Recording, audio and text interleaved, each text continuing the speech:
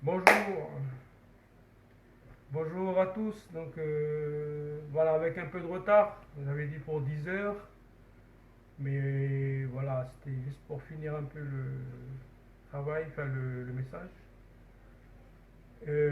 Merci à ceux qui se connectent, comme à ceux qui vont se connecter par la suite pour pouvoir écouter le message que Dieu nous donne pour aujourd'hui. Donc c'est vrai qu'aujourd'hui c'est la fête aussi des rameaux. Donc voilà, c'est la fête des rameaux. Et que voilà, on loue le Seigneur, on va Hosanna au fils de David, le Seigneur Jésus-Christ, on pose les rameaux sur la route, il va passer avec un ânon, c'est-à-dire Jésus-Christ, le Fils unique de Dieu. Donc je vais commencer par une prière pour pouvoir partager ce message d'aujourd'hui. Seigneur Dieu notre Père, merci encore Seigneur pour cette journée Seigneur. Merci pour le souffle de vie. C'est vrai que cela va faire le deuxième dimanche que nous prions à la maison, Seigneur, ma femme et moi, mais nous prions aussi avec les frères et sœurs qui nous suivent aussi et qui vont nous suivre aussi en écoutant encore ce- cette diffusion, Seigneur. Voilà, Seigneur, je veux vraiment encore que tu puisses me donner la paix, me donner déjà la paix de mon cœur, Seigneur. Que tu puisses par ton Esprit Saint, Seigneur, oui, m'accompagner. C'est vrai que tu connais mon cœur, Seigneur. Tu vois encore le lieu où je me trouve, Seigneur. Et Seigneur, te dit dans ta parole que qu'on verra sur ce passage que ce que tu demandes, Seigneur, c'est des vrais adorateurs. Des vrais adorateurs qui te louent, te prient en esprit et en vérité. Oui, Seigneur. Bénis encore ce message. Bénis encore notre journée. Bénis encore notre semaine. Que ta parole puisse être semée dans nos cœurs, Seigneur, pour pouvoir grandir et avancer dans la foi, Seigneur. C'est dans le nom de ton Fils Jésus-Christ que je t'adresse cette humble prière. Amen. Amen. Alors, je tiens à remercier le Seigneur qui m'a permis en ce jour de dimanche 5 avril, qui est pour nous notre 17e jour de confinement. Et cela a fait le deuxième dimanche que je délivre un message. Et là, c'est à travers Internet, hein. Je loue notre Dieu, parce qu'à la maison, personne n'a été touché encore par le virus. Et je loue le Seigneur parce qu'il nous donne le souffle de vie. C'est vrai que personnellement, je cherche toujours à obtenir davantage ce qu'il me manque. Donc, en regardant ce que l'autre il a, eh ben, moi je vais aller chercher, par exemple, au niveau de la santé ou dans les projets d'avancer professionnellement. Alors, mais c'est vrai qu'il est bon tout simplement de louer le Seigneur pour ce qu'on a déjà, pas pour ce qu'on veut aller avoir. Je ne prie pas pour aller forcément aller avoir ce que je veux obtenir, mais je pense que déjà louer le Seigneur pour ce qu'on a déjà, le fait d'avoir un toit au-dessus de ma tête, le fait d'avoir à manger, le fait d'avoir de l'argent, le fait de, voilà, comme je disais tout à l'heure, de ne pas avoir été touché par le virus. Ma femme et moi, notre maison a été protégée et ça, c'est déjà une grande gratitude qu'on peut rendre à notre Seigneur. Et c'est vrai qu'en parlant de la santé, enfin, surtout relativement à ce qu'on vit aujourd'hui par rapport je sais que voilà, vous êtes derrière cet écran, je ne doute pas que vous êtes en forme, hein, bien sûr, mais c'est vrai que c'est vrai que vous avez parmi vos proches, dans votre famille, chez vos amis, chez vos collègues qui ont été touchés. Mais voilà, je voudrais prier aussi tout au fond de mon cœur et que tout le long de ce passage, je voudrais prier aussi pour ces personnes qui ont été touchées dans notre pays par ce virus. Voilà, alors, dimanche dernier, j'avais partagé voilà, sur le fait de reconnaître que l'Éternel est notre bannière, que nous devrions être connectés, nous devons être connectés constamment à lui, jusqu'à son trône. Donc c'est comme ça qu'on va l'appliquer pour avoir la victoire sur l'ennemi et surtout physiquement aussi si le virus aussi nous attaque, on peut avoir la victoire. Mais bien sûr, on a aussi des médecins que Dieu a mis sur terre, aussi des médicaments, donc aussi, sont aussi importants aussi. Alors aujourd'hui, je voudrais partager un passage qui se trouve dans le Nouveau Testament, dans le 4e chapitre de l'Évangile, dans l'Évangile de Jean. Donc vous ne en doutez pas qu'il s'agit de l'histoire de la femme samaritaine. Et vous voyez que au cœur de ces deux passages, de ces deux messages, de celui d'aujourd'hui, ben en fait comment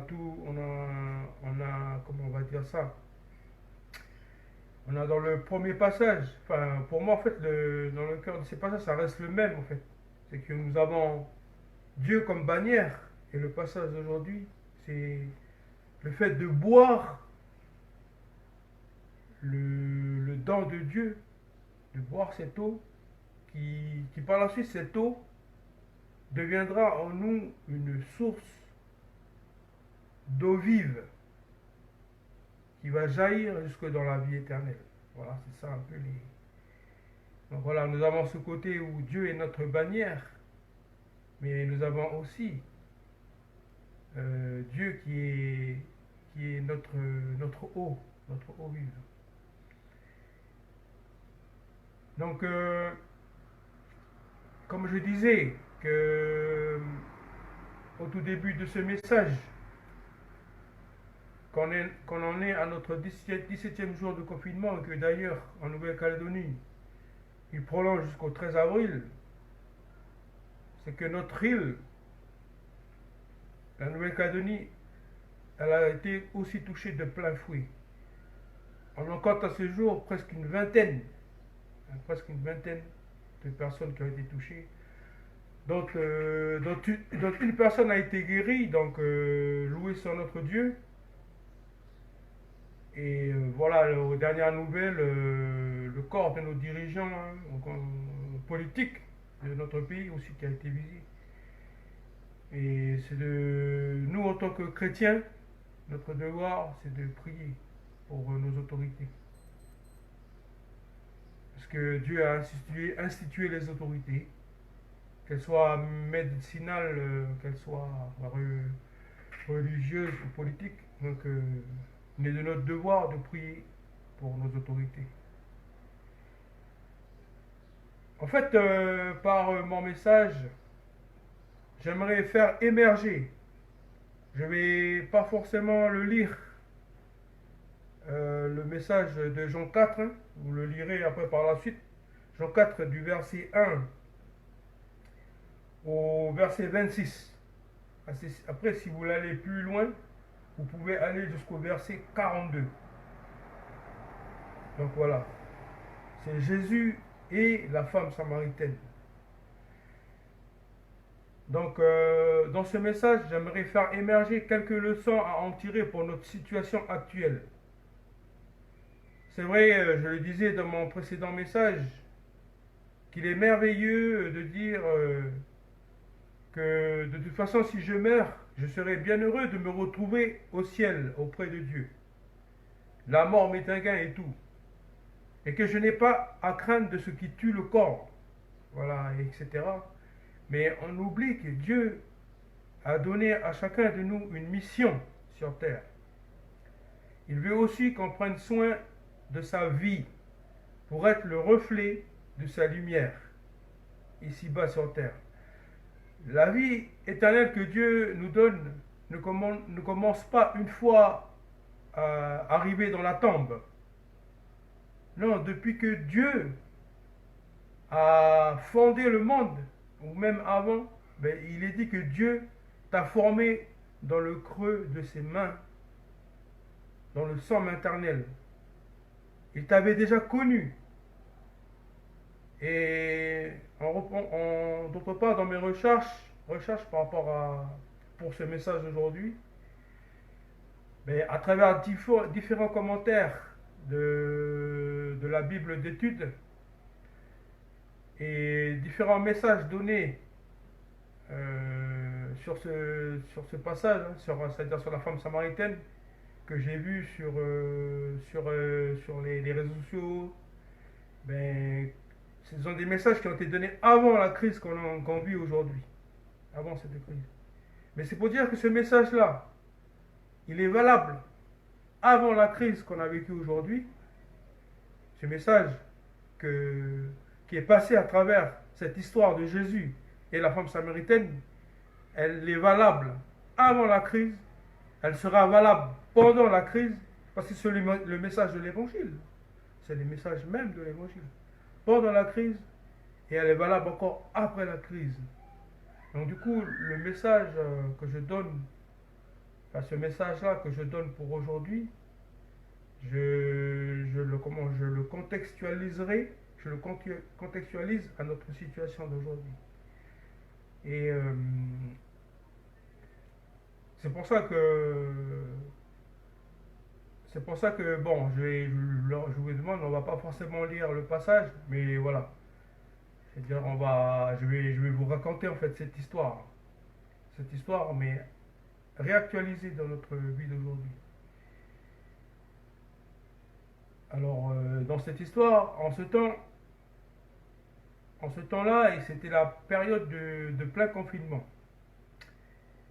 Et c'est l'histoire de Fatima, une femme samaritaine. Elle se réveille très tôt le matin, on va dire 3 heures du matin, hein, sur Internet. Elle profite que la majorité des personnes ne sont pas connectées. Elle se rend dans le site du plus grand chef de gastronomie de la Samarie. Et là, soudainement, quelqu'un y est déjà présent là sur le site.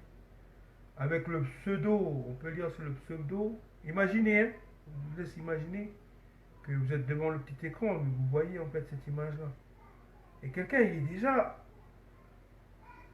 déjà présent avec le pseudo Jésus source de vie. Alors là, donc il fallait que Jésus passe par ce site. Donc il y était déjà en ligne avec ses disciples, et ses disciples en fait l'ont quitté. Ils ont dit Seigneur, nous on va aller chercher une recette là. Une recette, parce que c'est vrai que pendant le confinement, ben, on a toujours les mêmes plats qu'on mange pendant ce confinement. Donc on voudrait un peu faire un peu des plats originaux, sortir un peu de l'ordinaire. Ok, ben le Seigneur il les laisse partir, aller chercher des recettes. Et lui, le Seigneur, lui, il attend là, lui, sur le site du plus grand chef de la Samarie, chef cuistot de la Samarie. Et c'est là que Fatima, avec son pseudo, ça s'affiche, Fatima. Et bon, Fatima, elle a vu que Jésus aussi, il est déjà présent, Jésus source de vie. Et Jésus source de vie, il entame le dialogue. Bonjour, il écrit, hein. Bonjour, je cherche une recette originale pour ce midi. Tu en as une? Fatima, elle répond. En fait, Fatima, elle répond pas justement. Elle ose un peu à répondre. Donc Jésus, il attend. Alors il dit oh, ça va? T'es toujours connecté? Alors Fatima, Elle répond, et tu sais que nous, les Samaritains, on n'a pas le droit d'être en contact avec vous, les Juifs. Jésus répond, hé, si tu connaissais le don de Dieu, et, qui, et si tu connais aussi celui qui t'écrit en ce moment, ben tu me demanderas justement, tu me demanderas la recette là, la recette que tu cherches. Tu me demanderas. C'est-à-dire cette recette-là, je précise, cette recette-là que tu auras fait, que je t'aurai donné, mais quand tu auras fait le repas là, ben ce repas, c'est le meilleur des repas que tu auras jamais trouvé ici-bas sur terre. Fatima, elle répond, elle écrit, avec tout le respect que je te dois, hein, tu fais partie, tu ne fais même pas partie des membres autorisés à entrer dans le répertoire là, de notre site. Alors déjà, il faut avoir un code, vu que tu es juif, alors que pour toi, tu ne peux pas entrer dedans, c'est mort. Alors Jésus il dit, Jésus il sait que non, c'est pas la recette qu'elle dit là. Lui, Jésus il va pas rentrer dans le site là. Lui, c'est une recette que lui il veut donner à cette femme. Et Jésus il répond, il écrit, quiconque vient trouver des recettes, il viendra toujours trouver des recettes sur internet ou sur le site là, mais en fait lui il aura toujours faim. Mais celui ou celle qui va manger le repas qui vient de ma recette, là, ben lui, il n'aura plus jamais faim. Il n'aura plus jamais faim. Et le repas que je lui donne, justement, ben, va devenir en lui une source de mets succulents, jusque dans la vie éternelle. Hein, c'est ce repas que Dieu, que Jésus va donner là, par sa recette. Ben là, on n'aura même plus, vous imaginez, on n'aura même plus à avoir faim, on n'aura même plus à aller chercher sur les sites internet, aller rechercher sur les bouquins, aller rechercher, à demander à des personnes, des grands chefs cuisiniers, des recettes qui sortent de l'original. Mais en plus, c'est une recette originale, mais en plus, cette recette-là, ben on n'en aura jamais, plus jamais faim. Après, que ce soit de l'eau que Dieu nous donne, parce que dans le passage, il s'agit de l'eau. Cette eau que Dieu, que Jésus va donner à cette femme, ben cette eau, cette femme, elle n'aura même plus besoin de venir puiser de l'eau. Parce que puis, elle n'aura plus à marcher à plein midi. Midi, en plein canular, là, en plein midi, d'aller chercher de l'eau. Et elle fait ça, et en plus, elle faisait ça pendant toute sa vie, elle fait ça. On verra par la suite la vie de cette femme. Alors, elle répond toujours sur Internet, hein, Fatima. Bon, ben allez, ben, donne-moi alors ta recette, là. Après, j'aurai plus faim, puis je vais même plus revenir sur ce site-là. Allez, vas-y, si t'es capable, vas-y, donne-moi cette recette. Bon, Fatima, peut-être il doit prendre un peu Jésus, ben, son interlocuteur avec qui il est, comme un illuminé. Après, Jésus, il va lui dire, ben va réveiller ton mari, là, en ce moment-là. Et puis, revenez ici ensemble. Elle répond, mais j'ai pas de mari. Quelle grille. T'as raison de dire que t'as pas de mari. Car tu as eu 5. Celui avec qui tu es là, ben lui, il n'est pas ton mari aujourd'hui. Et c'est vrai que tu dis la vérité. Là, j'apprécie ta franchise, que tu dis la vérité, que tu n'es pas marié. Parce qu'avec lui que tu vis en ce moment là, ben, c'est pas ton mari. Et là, elle est. Fatima, elle, wow, elle fait un, tu vois, elle envoie un petit émoticône, ça, hein, que la tête, elle fait, oh, eh, mais tu es prophète ou quoi? Et c'est là qu'elle va, eh, mais voilà, dans le sens que, mais toi, tu es prophète chez toi là-bas, à Jérusalem, en Judée, toi, tu es prophète chez toi en Jérusalem, tu vas dire, eh, mais nous, nos ancêtres, là, Mais eux, ils ont adoré sur la montagne, là, tu vois. Tu vois la montagne qui est là, là. La montagne, en fait, c'est le mont Garizim. Et vous dites que le vrai lieu où il faut adorer, ben, c'est à Jérusalem, le vrai lieu. Et Jésus, il répond, ben, crois-moi, que ce sera ni sur cette montagne, ni à Jérusalem, que vous adorerez Dieu. Vous, les Samaritains, les Samars, vous adorez ce que vous connaissez pas, que vous connaissez pas. Nous, on adore ce qu'on connaît, parce que le salut vient des Juifs. Et il ajoute, mais l'heure va venir, et en fait, elle y est déjà l'heure. Elle vient que les vrais adorateurs adoreront le Père en esprit et en vérité. Parce que ce sont là les adorateurs que le Père demande. Dieu est esprit et il faut que ceux qui l'adorent en esprit et en vérité. Et Fatima, alors là, elle est encore à la lecture sur le déroulement de la discussion du chat, là, quand elle écrit à Jésus, elle est encore un peu étonnée, bien étonnée, quoi. Bon, elle essaye de se reprendre parce que hein, cette femme-là, elle ne veut pas forcément se laisser faire par un juif. Hein. C'est une femme de la Samarie. Donc, ce soi-disant prophète, tu vois. Elle va répondre et dire, mais je sais que le Messie, lui, il va venir. Et quand lui, il sera venu, mais lui, il va nous annoncer, en fait, toutes choses, toutes les choses. Et Jésus répond tout de suite, il dit, je le suis, moi qui t'écris, je le suis le Messie. Et c'est à ce moment-là que, on voit des petits pseudos qui apparaissent dans leur discussion. Et Fatima, en fait, elle se déconnecte parce qu'elle voit il y a des personnes qui arrivent, quoi. Mais en fait, c'était les disciples. Les disciples, ils apparaissent.